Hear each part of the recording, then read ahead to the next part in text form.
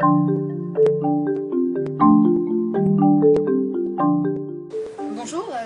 je m'appelle Myriam Huetz, je suis œnologue conseil et donc j'ai conseillé l'équipe du Capitaine Fracasse pour le choix des vins.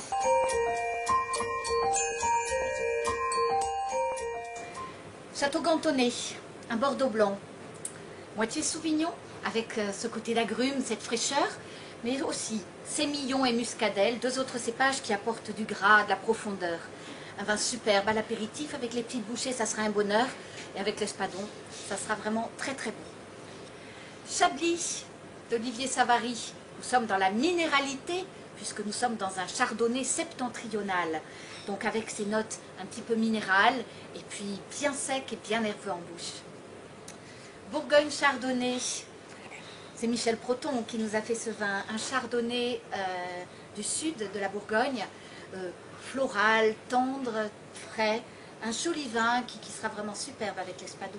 Les arômes de Lagrange, une rareté, nous sommes dans un cru classé au Château Lagrange à Saint-Julien et Marcel Ducasse a décidé de planter un petit peu de blanc, du sauvignon, pour faire ce vin qui est assez rare, un sauvignon vinifié en barrique avec à la fois la fraîcheur du sauvignon mais également le gras, le côté plus plein de l'élevage en fût avec ses petites notes grillées.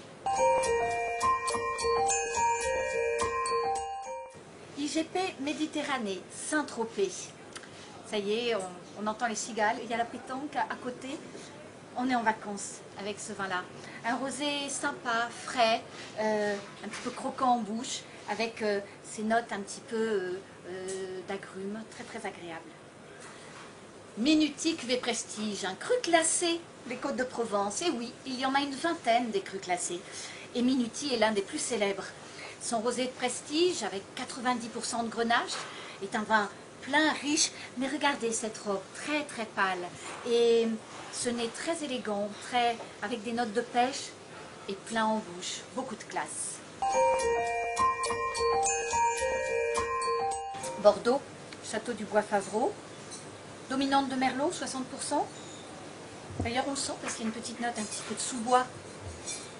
Et puis il est assez rond en bouche, je crois que ça devrait être pas mal avec la canette et la polenta aux de champignons. Bordeaux supérieur, Château Guillot, des petites notes déjà un petit peu balsamiques. Et puis une structure en bouche assez charpentée déjà, là c'est vraiment le Bordeaux des viandes, il sera superbe avec la viande rouge. Au Médoc, Château Victoria. Nous sommes juste à la limite de Saint-Estèphe, dans le nord du Médoc.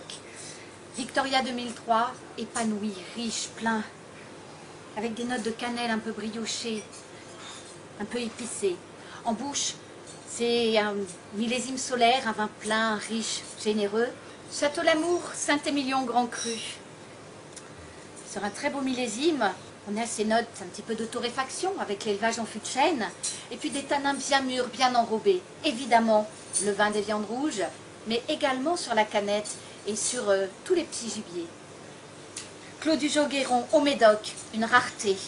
Un vin rare et superbe qui a été notamment bien noté par Parker.